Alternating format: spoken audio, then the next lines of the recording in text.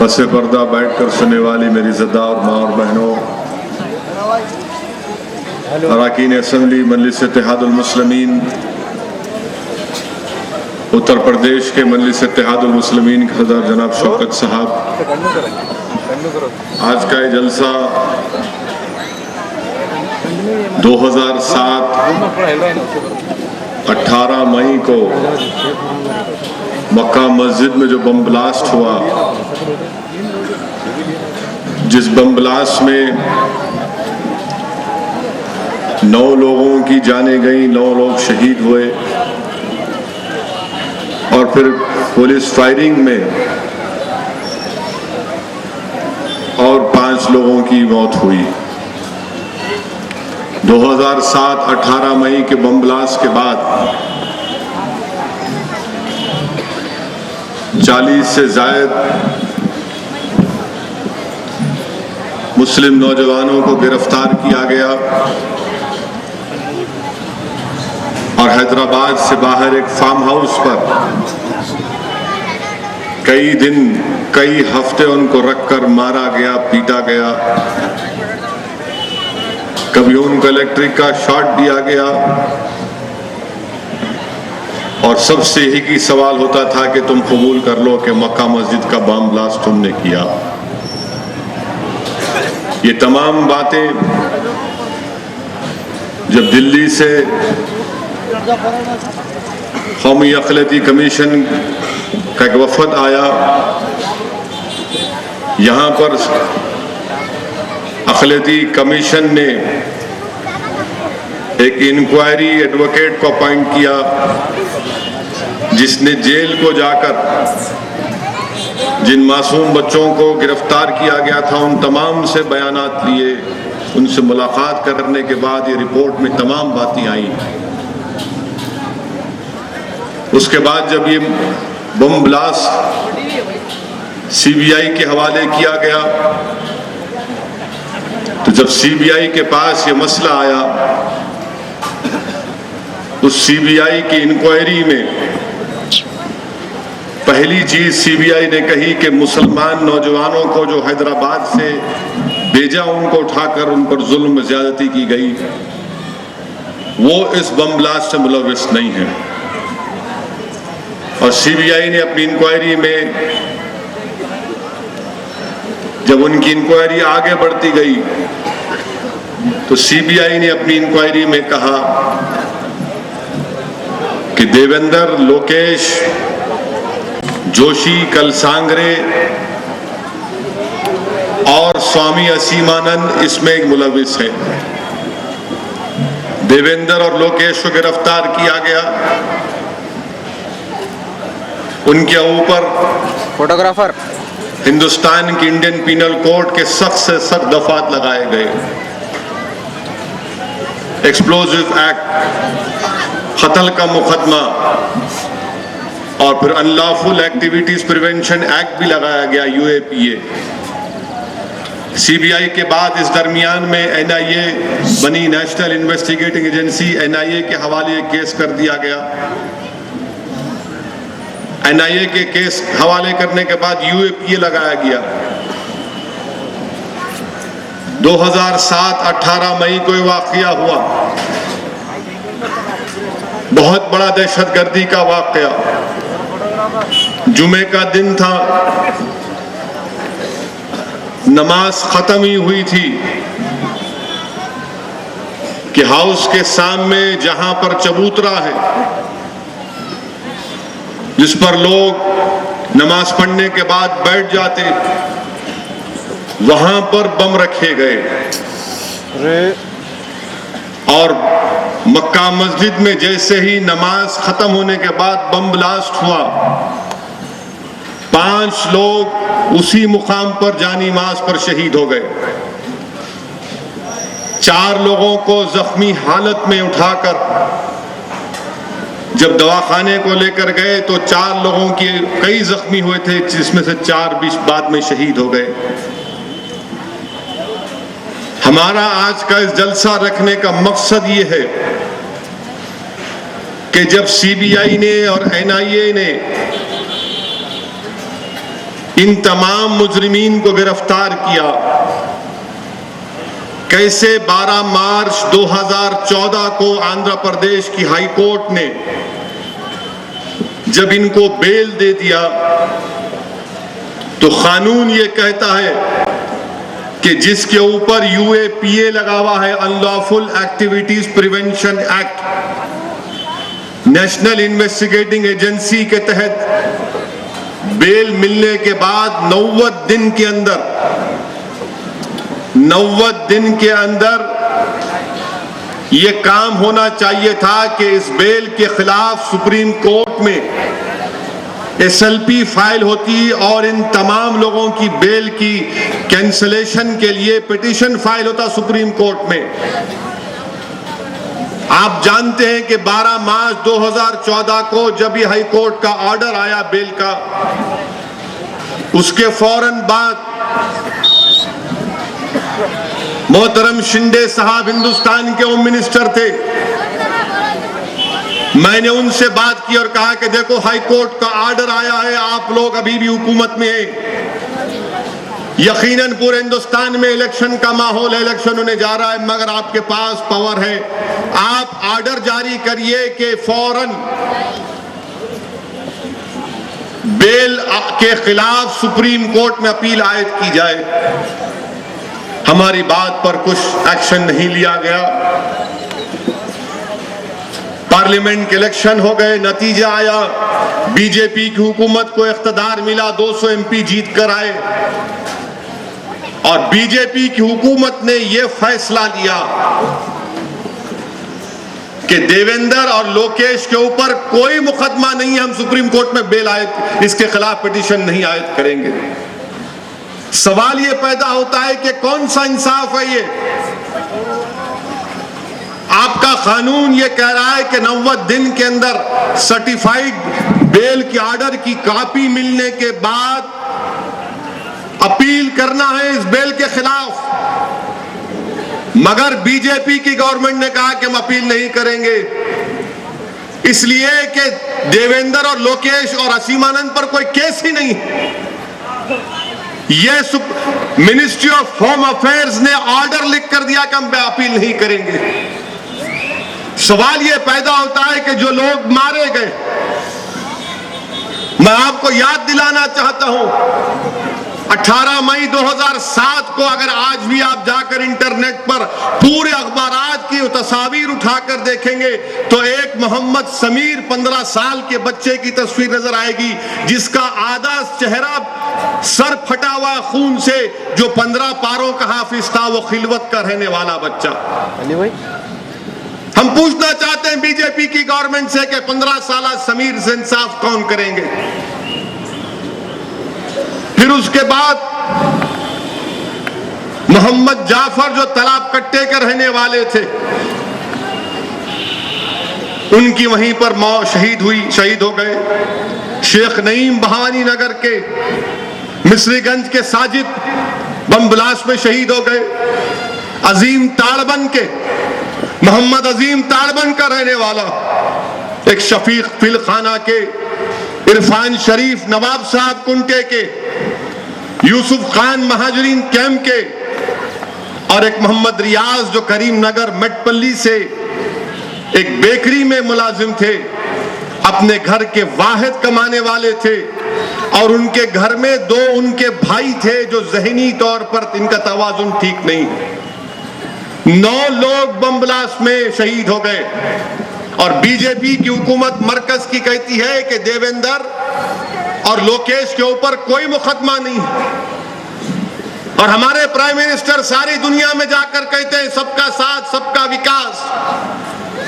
हमारे prime minister कहते हैं कि मेरी नजर में कॉन्स्टिट्यूशन है, मैं सबको एक ही नजर से देखता हूं, इंसाफ करेंगे। बीजेपी के लोग हर जगह ऐलान करते हैं कि appeasement for none, justice for all,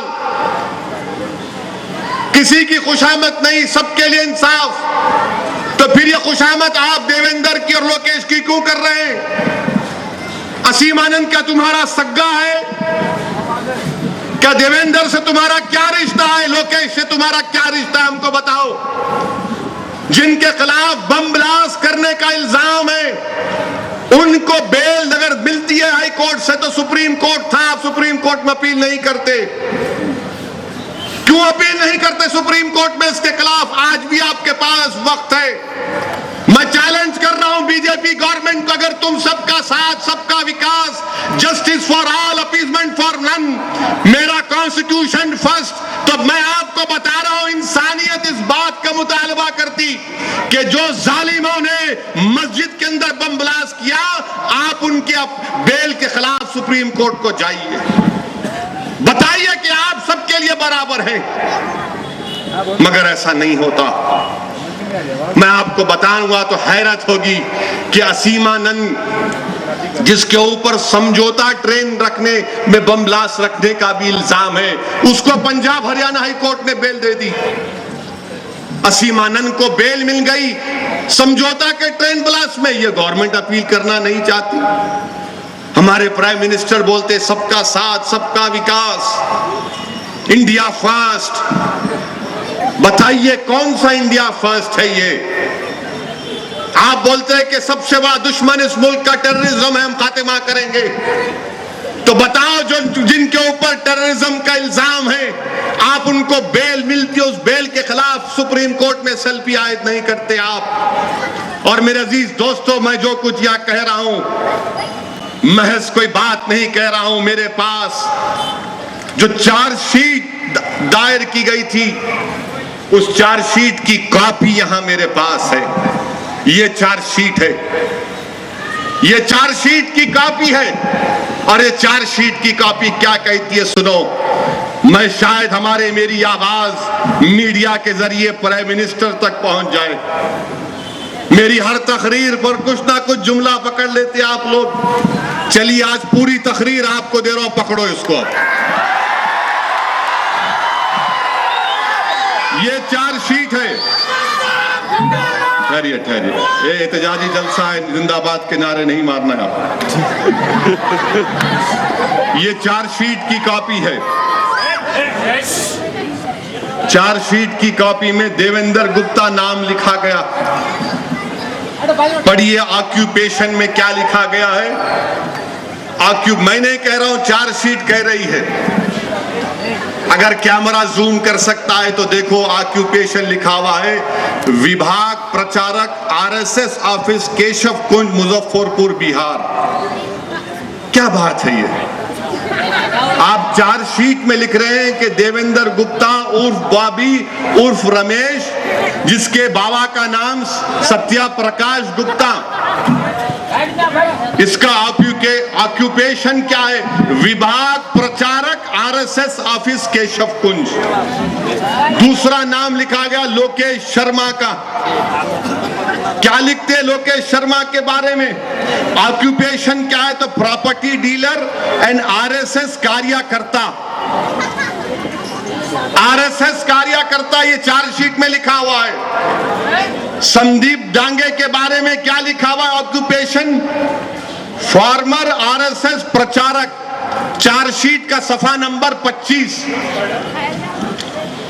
फिर उसके बाद रामचंद्रा कलसांगरे उर्फ राम जी। ये राम जी ऐसे भाग गए, भाग रहे, अब तक भगोड़े हैं राम जी कलसांगरे। ये मिल नहीं पा रहे पुलिस को, सीबीआई को नहीं मिल रहे, एनआईए को नहीं मिल रहे, भाग गए। जमीन खा गई, आसमान उगल गया, नहीं मालूम इनको। ऑक्यूपेशन क्या है इनका? ठहरिए, ये खामोश बैठाओ बच्चों को। इनका ऑक्यूपेशन में क्या लिखा हुआ है? इलेक्ट्रीशियन और आरएसएस कार्यकर्ता इन इंदौर। इलेक्ट्रीशियन आरएसएस कार्यकर्ता इंदौर, 26 सफे नंबर चार्जशीट के। सुनील जोशी के बारे में क्या लिखा जो मर गए? फार्मर आरएसएस प्रचारक, सफे नंबर 27। 28 में क्या लिख रहे आप? स्वामी असीमानंद, इनका असली नाम नबा कुमार सरकार, हेड ऑफ वनवासी कल्याण आश्रम। वनवासी कल्याण आश्रम किसका है? ये चड्डी वालों का नहीं है तो किसका है फिर ये? और फिर उसके बाद ये तमाम नाम इसमें आते हैं, ये तमाम नाम आप चार्जशीट में डालते हैं। इनको हाई कोर्ट से 2 को बेल मिलती है, 90 दिन में बेल के खिलाफ अपील करना है, मगर मोदी गवर्नमेंट कहती है हम नहीं करेंगे अपील। मिस्टर प्राइम मिनिस्टर, आप बार बार कहते हैं कि सबका साथ सबका विकास, इंडिया फर्स्ट, इंडिया फर्स्ट। आप फ्रांस में जाकर तकरीर करके कहते हैं कि हमारे पास किसी पे हम वो नहीं करेंगे, हमारे पास तमाम मजहब बराबर हैं, किसी से नाइंसाफी होने नहीं देंगे। मिस्टर प्राइम मिनिस्टर, मक्का मस्जिद बम ब्लास्ट में जिन लोगों पर बम ब्लास्ट का इल्जाम लगाया गया, आपकी हुकूमत उस बेल जिनको मिला उसके खिलाफ सुप्रीम कोर्ट में क्यों अपील नहीं करती? हम आपसे पूछना चाह रहे हैं, आपकी गवर्नमेंट से, क्या ये तरफदारी नहीं है? क्या ये मोहब्बत एक तरफ की मोहब्बत नहीं है? बताओ, ये इंसाफ है या नाइंसाफी है कि जिनके ऊपर टेररिज्म के मुकदमे आप उनके खिलाफ नरम जाते, आप उनके खिलाफ खामोश हो जाते? कहां गई आपकी ताकत, कहां गई आपका वो मिजाज जो आप दुनिया को बता रहे थे कि मैं अब टफ रहूंगा, कुचल के रख दूंगा टेररिज्म को? अरे आप कहां कुचल रहे हैं? आप तो टेररिज्म को खत्म करना तो दूर की बात, जिनके खिलाफ मुकदमा है, बेल होती, आप अपील नहीं करते। और हमको कहते not every Muslim is a terrorist but every terrorist is a Muslim. हर दहशतगर्द मुसलमान नहीं होता, मगर हर दहशतगर्द मुसलमान क्यों हुई, हमसे सवाल करते। राजेंद्र यादव साहब मजलिस इत्तेहादुल मुस्लिमीन के SCBC सेल के जिम्मेदार हैं। राजेंद्र यादव साहब, अगर आप ये चार्जशीट पढ़ेंगे, चार्जशीट में ये पूछा जा रहा है हर एक से, किससे पूछा जा रहा है? देवेंद्र गुप्ता से पूछा गया, तुम SC ST OBC के हो? नहीं। ST OBC के आप नहीं है, देवेंद्र गुप्ता बोल रहे हैं। फिर ये सवाल पूछा जा रहा है चार्जशीट सफ़े नंबर 24 में, लोकेश शर्मा से, क्या आपका ताल्लुक ST OBC से? तो लोकेश शर्मा बोल रहे नहीं। संदीप डांगे से पूछा जा रहा है, क्या आप SC ST OBC के हैं? तो बोल रहे नहीं। फिर रामचंद्रा कल सांगरे से पूछा जा रहा है, जिनको उर्फ राम जी बोलते हैं, ओम जी, विष्णु पटेल, मान सिंह, 4 नाम है इनके, क्या आपका ताल्लुक SC ST OBC से है? तो नहीं। लेट सुनील जोशी के बारे में कहा गया कि नहीं, इनका ताल्लुक भी नहीं है। असीम आनंद से पूछा गया, क्या आपका ताल्लुक schedule caste, schedule tribe OBC से? तो नहीं है। मैं इसीलिए तो आपसे बार बार कह रहा हूं कई सालों से कि आओ, हमको दलितों और बैकवर्ड क्लास से मिलकर एक महाज बनाना है। मैं हमारे दलित भाइयों से कह रहा हूं, बैकवर्ड क्लास के भाइयों से कह रहा हूं, ये चार्जशीट पढ़ लो आप। कौन लड़ा रहा है हमको? कौन लड़ा रहा है हमको? किसकी साजिश है ये?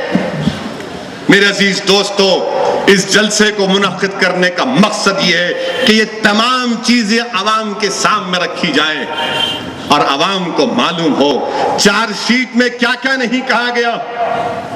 चार्जशीट में ये मेरे अल्फाज नहीं है, असदुद्दीन ओवैसी का भड़काऊ भाषण नहीं है, ये मेरा भड़काऊ भाषण नहीं है, ये चार्जशीट से पढ़ रहा हूं। इसमें लिखा गया कि तमाम मिलकर एक साजिश रचाए, संकट मोचन पर बम ब्लास्ट हुआ, हमने उसकी मजम्मत की, मैंने पार्लियामेंट में खड़े होकर उसकी मजम्मत की। इन लोगों ने साजिश रचाई कि संकट मोचन पर हमला हुआ है, हम लोग बम ब्लास्ट करेंगे, और उसका बदला लेने के लिए चार्जशीट के मुताबिक मक्का मस्जिद में बम रख दिया गया। और इस चार्जशीट में लिखा गया कि कैसे फोन को इस्तेमाल किया गया। आप उठाकर चार्जशीट पढ़िए, सफा नंबर 34 पर पढ़िए आप। सफा नंबर 34 लिख रहा है टेलीफोन नंबर, कौन से सिम कार्ड इस्तेमाल हुए बम ब्लास्ट में, सेलफोन का IMEI नंबर है, किसने खरीदा था। इन तरह सब मवाद रहने के बावजूद भी सबका साथ सबका विकास, इंडिया फर्स्ट काना पक गए सुनते सुनते, मगर अपील नहीं करते आप सुप्रीम कोर्ट में। मिस्टर प्राइम मिनिस्टर, ये कौन सा इंडिया फर्स्ट की आप बात कर रहे हैं? आप तो टेररिज्म के खिलाफ है ना। आप तो मिस्टर पावरफुल हैं। आप तो कुचल के रख दें की बात करते थे, मगर आज दहशतगर्दों के ऊपर, मस्जिदों पर बम ब्लास्ट करने वालों के ऊपर आपका क्या है? बताओ आप, क्या मौक़िफ़ है आपका? समझौता ट्रेन ब्लास्ट में असीम आनंद को बेल हुई नहीं हुई, मुझे बताओ। और क्यों नहीं असीम आनंद की बेल के खिलाफ अपील की जाती सुप्रीम कोर्ट में? असीम आनंद किसका सगा है? देवेंद्र लोकेश किसका सगा है? बताओ हमको। हिंदुस्तान की इंसाफ पसंद अवाम ये जानना चाहती है, इन लोगों के खिलाफ संगीन इल्जामात लगाए गए, उनकी बेल, दहशतगर्दी का उन पर इल्जाम है, टेररिज्म का उन पर इल्जाम है, यूएपीए एक्ट लगाया गया, मगर उनके खिलाफ अपील नहीं करते आप। ये कौन सा इंसाफ है बताइए आप? ये चार्जशीट मेरे सामने, क्या क्या इस चार्जशीट, अगर एक एक बात चार्जशीट बताऊंगा यहां पर तो लोग बोलेंगे इन्हों अपना भड़काऊ भाषण दे रहे। मैं तुम्हारे डॉक्यूमेंट्स, कोर्ट के डॉक्यूमेंट्स, जो पब्लिक डॉक्यूमेंट है, आपके सामने पढ़ रहा हूं। और मेरे अजीज दोस्तों, सवाल ये पैदा होता है कि इसमें कहा गया कि संकट मोक्ष मंदिर का बदला लेने के लिए ये साजिश रचाए। हम हर दहशतगर्दी के खिलाफ हैं। हिंदुस्तान में सबसे पहली दहशतगर्दी का वाकया महात्मा गांधी का कत्ल, हिंदुस्तान में सबसे बड़ा दहशतगर्दी का वाकया दिल्ली की गली कूचों में हमारे सिख भाइयों का कत्लेआम, नस्ल कशी करना। हिंदुस्तान का सबसे बड़ा दहशतगर्दी का वाकया 500 साल की बाबरी मस्जिद को सारी दुनिया की आंखों के सामने शहीद कर देना। सबसे बड़ा दहशतगर्दी का वाकया गुजरात 2002 में जो हुआ, तमाम वाकयात जो उसकी मजम्मत करते हैं। सवाल ये पैदा होता है, क्या इंसाफ मिलेगा या नहीं मिलेगा? और फिर आप कह रहे हैं कि संकट मोचन का बदला लेने के लिए किया गया, तो उसी के 3 महीने के बाद 25 अगस्त को लुम्बिनी और गोकुल चाट का बम ब्लास्ट हुआ। मैं आप तमाम के सामने एक बात अर्ज करना चाहूंगा मेरे अजीज दोस्तों, कि दहशतगर्दी का कोई मजहब नहीं होता। दहशतगर्दी खुद एक नया मजहब बन चुका है। दहशतगर्द ये नहीं देखता कि मरने वाला हिंदू है या मुसलमान है, दलित है या ईसाई है या बैकवर्ड क्लास का है। दहशतगर्द सिर्फ दहशतगर्दी करना चाहता है। दहशतगर्द सिर्फ मासूम लोगों को मारना चाहता है। जिन लोगों पर लुम्बिनी और गोकुल चाट का इल्जाम लगाया गया, हम सवाल ये करते हैं कि तुम्हारी chargesheet number 1, chargesheet number 2, chargesheet number 3, जो गोकुल और लुम्बिनी पार्क की चार्जशीट डाली गई, जिन 4 बच्चों को गिरफ्तार करके कन्फेशन, उनका स्टेटमेंट कोर्ट में दाखिल किया गया, वो भी कह रहे हैं कि हमने मक्का मस्जिद का बम ब्लास्ट, गुजरात का बम ब्लास्ट का बदला लेने के लिए किया। ये कौन है लोग जो इंसानों की जानों को गाजर मूली की तरह काट कर फेंकते हैं? हम लुम्बिनी पार्क की बम ब्लास्ट की मजम्मत करते, गोकुल चाट बम ब्लास्ट की मजम्मत करते। इंसान की जान की कीमत होती है, इंसान चाहे किसी मजहब का हो, नहीं है किसी की जान लेगा। लुम्बिनी गोकुल चाट में हमला हुआ बम ब्लास्ट में, जिसको पकड़ा गया वो खुद कह रहे हैं कि हमने गुजरात का बदला लेने के लिए, मस्जिद का बदला लेने के लिए। अच्छा, वो बात वो कह रहे हैं, तो सीआईए ने भी बोल रहा कि ये लोग है, ये बदला लेने के लिए काम किया। बताइए फिर आप बेल के खिलाफ अपील क्यों नहीं करते? आखिर क्यों नहीं अपील की जाती? और फिर याद रखिए कि ये जो 25 अगस्त को गोकुल चाट में 32 लोग मारे गए, 32 लोग मारे गए बम ब्लास्ट में। आपको मालूम उसमें से 11 मुसलमान भी थे। क्या आपको मालूम उसमें 11 मुसलमान थे 32 में से? हम कैसे तायीद कर सकते हैं जिन्होंने गोकुल चाट का बम ब्लास्ट किया? हम मजम्मत करते हैं उन लोगों की, और हम तो मुतालबा करते हैं कि जल्द से जल्द केस चलाओ। अगर एविडेंस है तो सजा दो उन लोगों को, जो 4 लोग तुम्हारी कस्टडी में है, गिरफ्तार है, उनको सजा दो। क्या आप जानते मेरे अजीज दोस्तों, लुम्बिनी पार्क में 11 लोग मारे गए, जिसमें 2 मुसलमान थे, एक मध्य प्रदेश के और एक ईस्ट अंधेरी का एक 19 साल का मुसलमान बच्चा इंजीनियरिंग कॉलेज में इलेक्ट्रॉनिक्स इंजीनियरिंग कर रहा था, लेजर शो देखने आया था। दहशतगर्दों ने बम ब्लास्ट किया, 11 लोग वहां मारे गए, 32 लोग गोकुल चाट में मारे गए। क्या आपको मालूम गोकुल चाट में सबसे कम उम्र मरने वाले 2 भाई थे हुमायूं नगर के? एक की उम्र 8 साल, एक की उम्र 6 साल। क्या आपको मालूम उनका नाम क्या था? एक का नाम मोहम्मद अली, एक का नाम मोहम्मद आमिर। मोहम्मद अली 6 साल का, मोहम्मद आमिर 8 साल का। हम कैसे तायीद कर सकते हैं लोगों की? अगर कोई और मजहब का मरता तो हम मजम्मत करते, मुसलमान अगर मर रहा है तो भी हम मजम्मत कर रहे। दहशतगर्दी का मजहब से, मजहब इस्लाम से कोई ताल्लुक नहीं है। लोग झूठ इल्जाम लगा रहे इस्लाम पर, मुसलमानों पर, अगर उसको दहशतगर्दी से जोड़ रहे। देखो हम भी नुकसान उठाए। इस मुल्क का अगर कोई कॉमन दुश्मन है तो गरीबी है। इस मुल्क का अगर कोई कॉमन दुश्मन है तो बेरोजगारी है। इस मुल्क का अगर कॉमन कोई दुश्मनी है तो दहशतगर्द है, दहशतगर्दी है। हम तो हर सियासी जमात से कहते हैं कि आओ गरीबी का खात्मा करेंगे, बेरोजगारी का खात्मा करेंगे, दहशतगर्दी का खात्मा करेंगे। गरीबी का खात्मा, बेरोजगारी का खात्मा, दहशतगर्दी और दहशतगर्दों का अगर खात्मा होना है तो सिर्फ और सिर्फ इंसाफ के ऊपर हो सकता। तुम गरीबों से इंसाफ करो, गरीबी का खात्मा हो शुरू होगा। तुम इंसाफ करो, अपनी माशी पॉलिसियों में लोगों को नौकरियां मिलेगी। तुम्हारी पुलिस इंसाफ करे तो दहशतगर्दी का खात्मा होगा। अगर पुलिस की आंखों पर सिर्फ मुसलमानों की दुश्मनी की पट्टी रहेगी तो दहशतगर्दी का खात्मा नहीं हो सकता। याद रखो, दहशतगर्दी और इसका खात्मा करना है तो भरोसा करो, साथ लो सबको। मगर आज आप देखते हैं गोकुल लुम्बिनी कार का बम ब्लास्ट हुआ, 4 कन्फेशन स्टेटमेंट उनके सामने। मुझे हैरत होती है जब मैं कन्फेशन स्टेटमेंट 4 बच्चों का पढ़ा था। मैं तो उनका वकील नहीं हूं, मगर मुझे पूरा यकीन है कि उनका वकील इस पॉइंट को उठाएगा। उसमें लिखा गया कि किसी एक बस ड्राइवर के जरिए, कन्फेशन स्टेटमेंट में लिखा हुआ है, एक्यूज नंबर 1 के स्टेटमेंट कन्फेशन में लिखा हुआ है, समय नंबर 2 या 3 पर है कि एक बस का ड्राइवर आके उसको पार्सल दिया। वो बस का ड्राइवर कौन मालूम ही नहीं होता। सबको बता रहे आप ये है वो बस का ड्राइवर कौन था। इतने गलती है उसमें। इसलिए हम कह रहे हैं अजीज दोस्तों कि हमको दबाव बनाए रखना पड़ेगा, हमको एहतजाज करना पड़ेगा और दुनिया को, जमाने को, हुकूमतों को याद दिलाते रहना पड़ेगा कि इंसाफ करना उन मजलूमीन को जिन्होंने, जिनकी जानों को आप ले लिए और फिर उसके बाद अब तक उनसे इंसाफ नहीं होना। 8 साल का लंबा अरसा गुजर चुका, 8 साल हो चुके, मगर अभी तक केस कहां पर जाता है? अब तक तो उनको सजा हो जाना था, मगर अब तक सजा नहीं हुई, उल्टा उनको बेल दे दिया गया। इसीलिए मेरे अजीज दोस्तों, हमको अपना एहतजाज जारी रखना पड़ेगा। जो लोग इतराज करते हैं आप जलसा क्यों कर रहे हैं, आपको इतराज करने का पूरा हक है, मैं आपको रोक नहीं सकता, मगर मेरा काम एहतजाज करना है। मैं अपना काम कर रहा हूं, अपना काम करो आप। यकीनन आपके और हमारे मकासद, हमारी आपके और हमारी सोच नहीं हो सकती। मजलिस इत्तेहादुल मुस्लिमीन कभी दहशतगर्दों की तायीद की ना इंशाअल्लाह करेगी। मजलिस इत्तेहादुल मुस्लिमीन तशद्दुद की सियासत पर भरोसा नहीं रखती।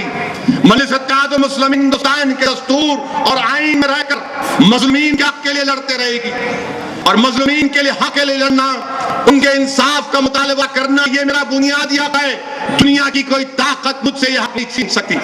जो लोग वायलेंस पर बिलीव करते, जो लोग तशद्दुद का रास्ता इख्तियार करना चाहते, हमारा उनमें कोई सरोकार नहीं है। ना हो कि हमको समझाएं क्या करना क्या नहीं करना। हम एक सियासी जमात है, हम अपनी तमाम लड़ाई हिंदुस्तान के कॉन्स्टिट्यूशन में रहकर लड़ेंगे। हिंदुस्तान का दस्तूर सबके लिए बराबर है, चाहे कोई हिंदू हो या मुसलमान हो, दलित हो, उससे नाइंसाफी नहीं की जा सकती। हम लड़ते आए हैं, लड़ते रहेंगे इंशाअल्लाह ताला। हुकूमत से मुतालबा करते हैं, मिस्टर प्राइम मिनिस्टर, जब आप हिंदुस्तान की ज़मीन पर तशरीफ लाएंगे तो आप जरा इन टेररिज्म की भी सेल्फी लीजिए। अब बताइए कि आपकी हुकूमत इसके ऊपर क्या इक़दाम करने वाली है। मेरी दोस्तों, ऐसे ऐसे जजमेंट आए। जिस वक्त 1 साल पहले अक्षरधम का जजमेंट आया, अक्षरधम के जजमेंट में मुफ्ती अब्दुल क़य्यूम के साथ और 3 लोगों को सुप्रीम कोर्ट ने बाइज्जत बरी कर दिया। मुझे आज किसी गुजरात से फोन करके किसी ने बताया कि एक मौलाना अब्दुल्ला साहब थे जो 11 साल जेल में थे। अब्दुल्ला साहब को कल कैंसर हो गया, दाढ़ में दर्द हुआ, बायोप्सी कराया अब्दुल्ला साहब की, तो मालूम उनको कैंसर हो गया। आज उनका ऑपरेशन हुआ है। मेरी आपसे दुआ है कि आप मौलाना अब्दुल्ला के लिए दुआ करिए, जिनका कैंसर का ऑपरेशन अहमदाबाद में हो रहा। 11 साल जेल में रहने के बाद जब बरी हुए, 1 साल के अंदर उनको कैंसर हो गया। क्या था सुप्रीम कोर्ट ने अक्षरधाम मंदिर में दहशतगर्दों ने हमला किया, यंगन किया, 20 से ज्यादा लोग वहां पर मंदिर में मारे गए। तो गुजरात की बहादुर पुलिस, डीजी वंजारा, सिंगल ये लोग आगे मुफ्ती साहब को कर लिया, अब्दुल कय्यूम को पकड़े, मुफ्ती अब्दुल कय्यूम को, और उनको 10 दिन तक रोज रात में मारते थे। कभी पीठ पर तो कभी पैर पर इलेक्ट्रिक के शॉट देते थे। जब अब्दुल कय्यूम थक गए, इंसान है, तो एक दिन रात में अब्दुल कय्यूम को किसी जगह पर ले जाकर सर के बाजू तफंजा रखकर गोली चलाए। अब्दुल कय्यूम को बोले भाग। मुफ्ती अब्दुल कय्यूम बोले नहीं भागूंगा मैं। तो बोले नहीं तुम भाग, तू भागेगा तुझको गोली चाहेंगे। अब्दुल कय्यूम ने अपने बयान में कहा कि मुझे पैरों पर इतना मारते थे कि जब मैं अपना पैजामा उतारता था तो मेरा पैजामा मेरे जख्मों को चिपक जाता था, उससे पस निकलता था। क्या बोले? ये सबका साथ, सबका विकास गुजरात में। ये मुफ्ती अब्दुल कय्यूम के अल्फाज है, मिस्टर प्राइम मिनिस्टर मेरे नहीं है। 11 साल सलाखों के पीछे किताब लिखी अब्दुल कय्यूम ने। अब्दुल कय्यूम ये कह रहा है, अब्दुल कय्यूम कह रहा है कि 11 साल जेल में था, मेरे बाप का इंतकाल हो गया, मुझे इजाजत नहीं मिली अपने बाप का आखिरी दीदार करने के लिए।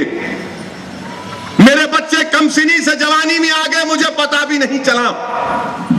11 साल के बाद अब्दुल कय्यूम जब जेल से निकलते हैं तो सुप्रीम कोर्ट ने मजम्मत की उन पुलिस वालों के खिलाफ, गुजरात के, जो अक्षरधाम का बम ब्लास्ट की इंक्वायरी कर रहे थे। स्ट्रिक्चर्स पास किए सुप्रीम कोर्ट ने, मगर कुछ नहीं होता, फर्क ही नहीं पड़ता। सबका साथ, जो सबका विकास की बात करने वाले, 11 साल जिंदगी खराब हो गई, मगर वो एक पुलिस वाले के खिलाफ एक्शन नहीं लिया जाता। मुफ्ती अब्दुल कय्यूम आज रिहा होकर नहीं कहते हैं कि मुझे परेशानी होती है रातों में, मुझे परेशानी होती है रातों में। और अल्लाह का इंसाफ देखिए, अब्दुल कय्यूम जेल में हैं तो जो पुलिस वाले उनको मारे पीटे, उनका एनकाउंटर करने की धमकी दिए, वंजारा और सिंगल उनसे जेल में आ गए, जेल में कैदी बनकर आ गए। तो अब्दुल कय्यूम ने पूछा बताओ तुम मेरे साथ ऐसा क्यों किया? तो कोई जवाब नहीं था सिंगल और वंजारा के पास। आज सिंगल को बेल हो गई तो गुजरात की पुलिस उसको पुलिस फोर्स में ले ली। बताइए आप, सबका साथ, सबका विकास, इंडिया फर्स्ट, ये सब बातें इसलिए की जा रही है जिनके खिलाफ संगीन इल्जाम है, जेल में रहते, बेल होती, गवर्नमेंट को ले लेती सर्विस में, गवर्नमेंट को ले लेती सर्विस में। हम जेल से नहीं बल्कि कैरेक्टर सर्टिफिकेट हम बोलते हैं तो नहीं तुम जेल गए थे, तुम्हारे को नौकरी नहीं मिलेगी। ये इंसाफ कहेगा, इंसाफ है ये। मेरे दोस्तों, क्या आपको मालूम हाशिमपुरा 28 साल पहले हाशिमपुरा हुआ था, हिंदुस्तान की तारीख का सबसे पहला कस्टोडियल डेथ। मीरठ में हाशिमपुरा इलाके से 50 लोगों को पुलिस वाले उठाकर लेकर गए, 32 लोगों को गोली मारकर नदी के किनारे छोड़ दिए। 4 जख्मी थे जो ये बता रहे थे कि हम मर गए। 28 साल के बाद कोर्ट फैसला थी कि नहीं, पुलिस के खिलाफ कोई एविडेंस नहीं। जब हाशिमपुरा का वाकया हुआ, कांग्रेस पावर में, स्टेट में भी सेंटर में भी, उसके बाद जनता दल मुलायम सिंह सीएम बने, उसके बाद मायावती, उसके बाद बीजेपी, फिर मुलायम सिंह अब यह है। 2 महीने हो चुके हाशिमपुरा का फैसला आकर, मगर मुलायम सिंह यादव में इतनी तौफीक पैदा नहीं हुई कि उस ऑर्डर के खिलाफ अपील करे सुप्रीम कोर्ट में। जिन पुलिस वालों ने उन 40 से ज्यादा मुसलमानों का कत्ल किया, उनको प्रमोशन मिल गया। जो पुलिस वाले अपने हथियार से हाशिमपुरा में मुसलमानों को गोली मारे, उनकी बंदूकों को लेकर उनके वापस कर दिया गया, जबकि एविडेंस के तौर पर कोर्ट में जमा होना था, उनकी बंदूकें उनको वापस कर दी गई। बताइए कौन सा इंसाफ है? मगर आवाज नहीं उठाते पार्लियामेंट में। कांग्रेस को मुझसे शिकायत है, महाराष्ट्र में कामयाबी के बाद सब मसलों पे आवाज उठाएंगे, हाशिमपुरा पे नहीं उठाएंगे। समाजवादी पार्टी को मुलायम सिंह यादव को एलर्जी है कि ओवैसी है, उत्तर प्रदेश को नहीं आ सकता, क्यों नहीं आ सकता ओवैसी उत्तर प्रदेश को? आएगा तो हाशिमपुरा का मसला उठाएगा। बताइए, इंसाफ हो रहा है, नाइंसाफी हो रही है। मेरे अजीज दोस्तों, बताने का मकसद यह है कि जज्बात में लाना नहीं है, ना ही मैं तुमको मायूस करना चाहता हूं अपने सिस्टम से। हमारी लड़ाई वतन से नहीं है, हमारी लड़ाई कभी वतन से नहीं रहेगी इंशाअल्लाह ताला। हमारी लड़ाई जालिमों से है और जालिमों से रहेगी इंशाअल्लाह ताला। हमारी लड़ाई इंसाफ की लड़ाई है। हम हिंदुस्तान के दस्तूर को हवाला बनाकर पूछ रहे हैं हमसे, इंसाफ करो, इंसाफ करो, इंसाफ करो, कानून का इस्तेमाल करो। अगर कानून तुम्हारे लिए बराबर है तो मेरे लिए भी बराबर है। हाशिमपुरा के मरने वाले अगर इंसान है, मुसलमान भी थे तो मुसलमान इंसान थे, उनसे इंसाफ करो। जो लोग आज जिंदा हैं वो बता रहे हैं अपने निशान को कि मुझे यहां पर गोली मार दी गई, मारकर नदी के किनारे फेंक दिया गया कि मर गया समझकर। जो खवातीन बेवा हुई वो इंसाफ का मुतालबा कर रही हैं। यह हाशिमपुरा में हुआ, मगर अब तक कोई अपील नहीं आयद की जाती सुप्रीम कोर्ट में। मेरे अजीज दोस्तों, हुबली में 18 बच्चों को 7 साल के बाद ट्रायल कोर्ट ने कहा तमाम बेकसूर। 45 पुलिस के विटनेस कहते हैं कि तमाम के तमाम बेकसूर। अब बताओ, उसमें से एक डॉक्टर बच्चा पूछ रहा है कि मेरा मेडिसिन हो चुका था, मेरे 7 साल कौन लौटाएगा? मेरे 7 साल कौन लौटाएगा? मैं चैलेंज कर रहा हूं, क्या कर्नाटका के चीफ मिनिस्टर सिद्धारामैया, क्या कर्नाटका के चीफ मिनिस्टर उन तमाम पुलिस वालों को सस्पेंड करेंगे अब जबकि कोर्ट का ऑर्डर आ गया? मगर नहीं, ओवैसी नहीं आ सकता बेंगलुरु को, क्योंकि आएगा तो ये नाइंसाफी की बातें अवाम के सामने होगी। चीफ मिनिस्टर ये तमाम के तमाम नहीं चाहते कि नाइंसाफी पर कोई गुफ्तगू करे। मेरे अजीज दोस्तों, इन चीजों पर आपको हमको गौर करने की जरूरत है। हमको एक लाएमल तय करना पड़ेगा। मक्का मस्जिद के बम ब्लास्ट में, मक्का मस्जिद के बम ब्लास्ट के बाद जो 40 बच्चों को गिरफ्तार करके मारा गया, पीटा गया, मैं उस पुलिस वाले का नाम नहीं लेना चाहता, inspector task force central zone, नाम उनका लूंगा तो अच्छा नहीं रहेगा। मगर आज आप देखिए, वही इंस्पेक्टर के खिलाफ एंटी करप्शन ब्यूरो ने रेड मारा। इनके पास असासे जात इतने निकले, अपनी तनख्वाह से ज्यादा निकले, वो बेल पे आ गए वापस। तो उनको अब क्या पोस्टिंग दी? उनको एडिशनल एसपी पुलिस एकेडमी कहते हैं। अब इन्हों एडिशनल एसपी पुलिस एकेडमी में बैठकर पुलिस वालों को सिखाएंगे। क्या सिखाएंगे? कैसा मारना मुसलमान बच्चों को। वाह रे इंसाफ, चोरी ऊपर से सीना जोरी। पुलिस वाले खुद एंटी करप्शन में पकड़ रहे, बेल पे निकल जा रहे, तो बोले नहीं, प्यारा है अपना, इसको एडिशनल एसपी का प्रमोशन देके पुलिस एकेडमी में बिठा दिए।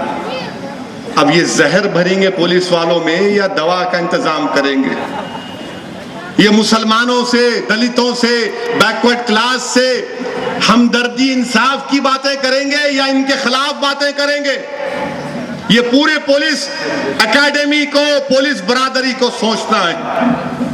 मैं आप पर छोड़ता हूं, हुकूमत पर और पुलिस पर, मगर मेरा मानना यह है कि जिसने मासूम बच्चों को एक फार्म हाउस पर ले जाकर उल्टा लटका कर मारता रहा, वो कैसे पुलिस एकेडमी का एडिशनल एसपी बन सकता है?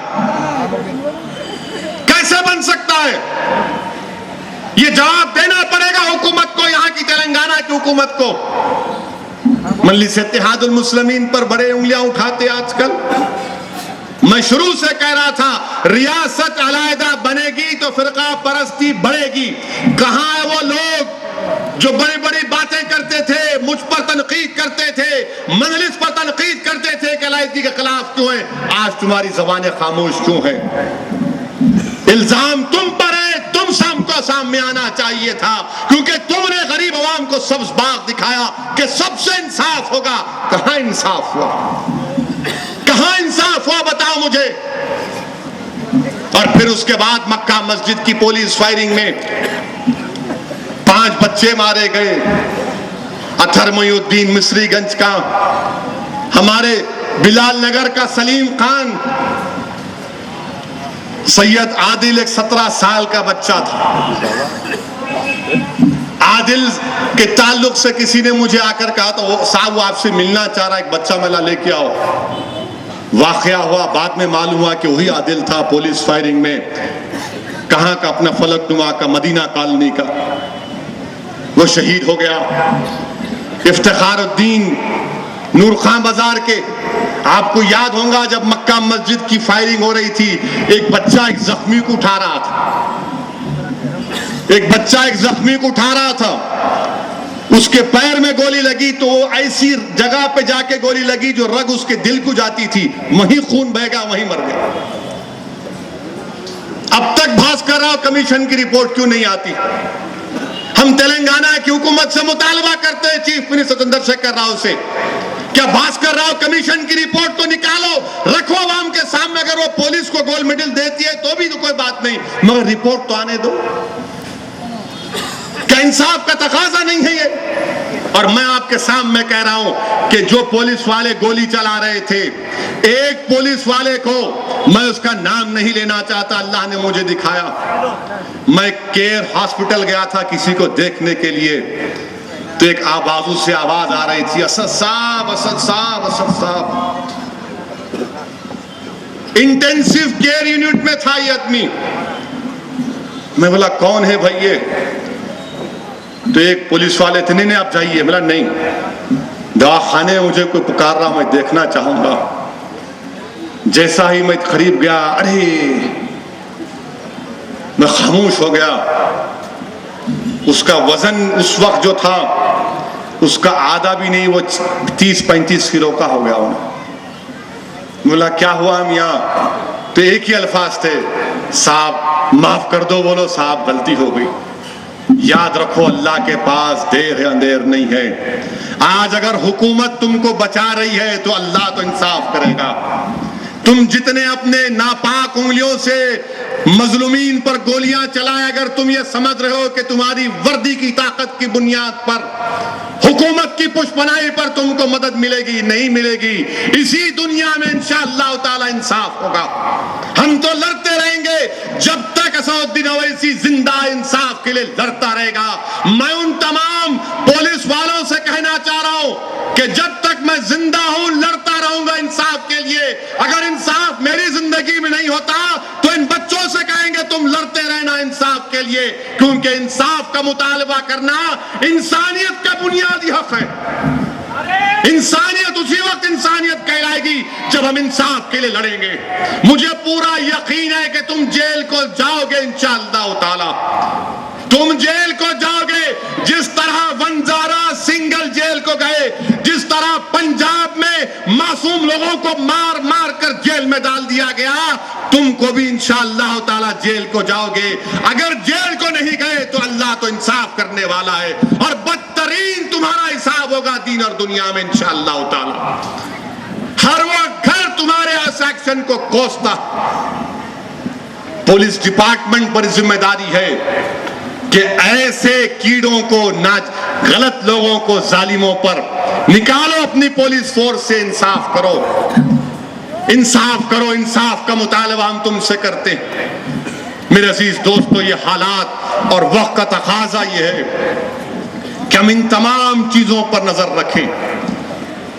आज करीब 1 साल होने आ रहा है। अर्श महल की फायरिंग हुई। अर्श महल की फायरिंग में आप मुझे बताइए, मुझे बार बार कहते हैं कि हमेशा भड़काऊ भाषण करते, गलत बात करते। अगर यहां पर छोटा मोटा गड़बड़ हो गई, फतरमबाजी हो गई, खुदा ना खास्ता, तो क्या बॉर्डर सिक्योरिटी फोर्स को लाते? यहां पर बॉर्डर सिक्योरिटी फोर्स को अर्श महल पर लेकर गए, गोलियां चला दिए, वहां पर मासूम लोगों को मार दिए। मजिस्ट्रियल इंक्वायरी अब तक नहीं होती उसकी, मजिस्ट्रियल इंक्वायरी उसकी अब तक नहीं होती। अजीज दोस्तों, हमको इस लड़ाई को जारी रखना है। हम हुकूमत के हर अच्छे इक़दाम की तायीद कर सकते, मगर नाइंसाफी के खिलाफ हम आवाज उठाते रहेंगे। यकीनन हम पुराने शहर को एक खूबसूरत पुराना शहर बनाना चाहते, यकीनन तेलंगाना एक सुनहरा तेलंगाना बने, हम हुकूमत की तायीद कर सकते हैं, मगर जहां पर नाइंसाफी होगी हम तायीद नहीं कर सकते, हम तनकीद करेंगे, इंसाफ का मुतालबा करेंगे। यकीनन हैदराबाद खूबसूरत बनना चाहिए। हमको भी खुशी होती कि गूगल कंपनी हैदराबाद को आ रही, मगर इंसाफ तो करना पड़ेगा।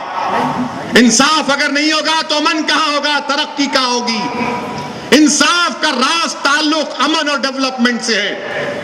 ये तेलंगाना की हुकूमत को सोचना पड़ेगा। आपकी तायीद हम डेवलपमेंट पर कर सकते हैं, नाइंसाफी को हम तायीद नहीं कर सकते। मेरे अजीज दोस्तों, उत्तर प्रदेश की बात आई। उत्तर प्रदेश से भी बड़े बड़े लोग मजलिस के ऊपर उंगलियां उठाना इनका काम। अच्छा बात, अच्छी बात है। यहां पर शौकत साहब बैठे हुए हैं फिरोजाबाद से, फिरोजाबादी है ना, खालिद मुजाहिद ने कहां से उनको लखनऊ ले जा रहे थे, हाँ फैजाबाद से फिरोज मुजाहिद नाम है, हाँ खालिद मुजाहिद, उनको लखनऊ ला रहे थे खालिद मुजाहिद को। पुलिस का खात्मा अगर करना चाहते हैं तो मक्का मस्जिद के बम ब्लास्ट में, ख्वाजा अजमेरी के बम ब्लास्ट में, उसमें भी अजमेर की बम ब्लास्ट में हकीम पेट का एक हैदराबाद का बच्चा मारा गया था। वहां पर भी यही मेरे ख्याल से देवेंद्र लोकेश के ऊपर एक मुकदमा चल रहा है अजमेर बम ब्लास्ट का। एक के बाद एक केसा खत्म होते जा रहे पूरे। ऐसा लग रहा कि इनके ही अच्छे दिन आ गए, इनके ही अच्छे दिन आ गए। प्राइम मिनिस्टर इलेक्शन की मीटिंग में खड़े होकर बोलते थे अच्छे दिन, लोग बोलते थे आएंगे। अब हमको पूछना पड़ रहा हमारे अच्छे दिन कब आएंगे। टेररिस्ट ऑफेंसेस में जो लोग मुलजिम हैं उनके अच्छे दिन क्यों आ रहे हैं। उनके तो बुरे दिन आना चाहिए था मिस्टर प्राइम मिनिस्टर। जो लोग जेलों में थे बेल हो जा रही, जो जेल गुने गए बेल हो जा रही। अच्छे दिन किसके आ रहे हैं। ये कौन सा इंसाफ हो रहा है यहां पर। मेरे अजीज दोस्तों, इसीलिए मैं फिर से आपसे अपील कर रहा हूं कि हमको मुनज़्ज़म और मुत्तहिद रहना है। अपने दलित भाइयों को, बैकवर्ड क्लास के भाइयों को साथ लेकर हमको अपनी जद्दोजहद को जारी रखना पड़ेगा। यकीनन हमको तरक्की करवाना है अपने अपने इलाकों की। इसीलिए आप देख रहे हैं कि स्वच्छ हैदराबाद जो भी नाम होगा, हमारे एमएलएज अराकीन सब आ रहे हैं कि हम गवर्नमेंट से चाह रहे हैं कि डेवलप करो हमारे कॉन्स्टिट्यूंसी को। हम डेवलपमेंट चाहते हैं, हम पीने का पानी का मसला का खात्मा चाहते हैं। आज ईदी बाजार का दौरा कर रहा था तो शुजाउद्दीन साहब रहमतुल्लाह अलैह की दरगाह के पास दो खवातीन मुझे मिल गए, हाथ पकड़ कर कहा कि असदुद्दीन, हम किराए के घर में रहते, किराया अदा नहीं कर सकते, हमको घर दिलाओ, हमको घरों की स्कीम पर अमलावरी करो। मैंने कहा इंशाअल्लाह ताला हुकूमत से मुतालबा कर रहे हैं, कोशिश कर रहे हैं कि हाउसिंग की स्कीम हुकूमत लॉन्च करे। हाउसिंग की स्कीम अगर शुरू होगी तो पूरे शहर हैदराबाद में सबसे ज्यादा बैकवर्ड क्लास और मुसलमान किराए के घरों में रहते हैं। इसलिए बेहद जरूरी है कि हुकूमत हाउसिंग की स्कीम का शुरुआत करे। अकबरुद्दीन ओवैसी की कॉन्स्टिट्यूंसी चंद्रायन गुट्टे में 90 या 100 एकड़ जमीन है, हाई कोर्ट का स्टे है, निकालो उसको, वहां पर हाउसिंग टेकअप करो। आप जहां गवर्नमेंट की जमीन है हाउसिंग करो। गरीब मुसलमानों को, बैकवर्ड क्लास के लोगों को घर मिलना चाहिए। आज के इस महंगाई के दौर में किराया अदा करना बड़ा मुश्किल काम है। मगर अजीब बात है कि हमारे प्राइम मिनिस्टर मोदी और जब मनमोहन सिंह प्राइम मिनिस्टर थे तो बैनुल अक़वामी सतह पर ऑयल 130-140 रुपये डॉलर बैरल था। अब 45 रुपये हो गया तो भी पेट्रोल बढ़ रहा। अच्छे दिन किसके आए भाई। 140 डॉलर बैरल था 2013 में, 2014 मार्च तक। अब 45 रुपये डॉलर पे बैरल है ऑयल का। मगर पेट्रोल बढ़ रहा, डीजल बढ़ रही, हमारे प्राइम मिनिस्टर सेल्फी ले रहे, वेरी गुड। बहरहाल ये आवाम पूछ रही है मिस्टर प्राइम मिनिस्टर हमारे भी अच्छे दिन कब आएंगे? आपके तो अच्छे दिन आ गए, मगर गरीब आवाम के अच्छे दिन आना पड़ेगा, दलितों से इंसाफ होना पड़ेगा। देखिए हिंदुस्तान में जयपुर में 3 दलितों को भगाकर ट्रैक्टर के नीचे डालकर मार दिया गया, ट्रैक्टर के नीचे डालकर दलितों को मार दिया गया। कोई नहीं जाता लीडर वहां पर, कोई बड़ा लीडर जाकर पूछता नहीं दलित की कुटिया में कि कैसा दलितों को मारे। मैं कल फोन किया, मैं आने वाला हूं, बोले आप आएंगे आपको गिरफ्तार कर लेंगे। क्या है ये? हमारे मुल्क में दलितों को इस तरह से मार दिया जा रहा है। दलित औरतें पुकार कर कह रही हैं कि हमारे घरों में घुसकर कपड़े उतार दिए गए हमारे। ये राजस्थान में हो रहा है, वहां पर किसकी हुकूमत है? किसकी हुकूमत है वहां पर? बहरहाल अजीज दोस्तों, एक साल में बहुत अच्छी चीजें सामने आ रही। महाराष्ट्र में बोले बीफ बैन नहीं, अब क्या हो रहा? मैं पुकार कर कह रहा था कि महाराष्ट्र के किसान, महाराष्ट्र का किसान अपने बैलों को लाकर छोड़ देगा रोड पर, क्योंकि मराठवाड़ा में पानी नहीं है, बारिश नहीं हो रही, उसको घर में खाना नहीं है तो अपने बैल को क्या खिलाएगा? और वो बैल भैंस गाय को एक वक्त आता टाइम में बेच देते, मगर आज किसान परेशान है। कोल्हापुर की चप्पल की इंडस्ट्री खत्म हो रही है। लोग बोल रहे थे असदुद्दीन ओवैसी भड़काऊ भाषण कर रहे हैं, अब मराठवाड़ा का किसान कह रहा है कि नहीं, अब हम लाकर बैलों को, भैंसों को, गायों को रोड पर लाकर छोड़ेंगे। मेरे अजीज दोस्तों, इसीलिए मैं आपसे कह रहा हूं कि हालात और वक्त का तकाजा ये कि मुत्तहिद रहें। इंशाअल्लाह ताला मजलिस हुकूमत के हर गलत फैसले के खिलाफ एहतजाज करेगी, हर गलत फैसले के खिलाफ एहतजाज करेगी, कोई कॉम्प्रोमाइज नहीं होगा। डेवलपमेंट की बात होगी, हम अपना ताउन पेश करेंगे, मगर जब नाइंसाफी की बात होगी, मजलिस मुकाबला करेगी। इसमें आप तमाम के ताउन और दुआओं की जरूरत है। वाखिर दावन अल्हम्दुलिल्लाहि रब्बिल आलमीन।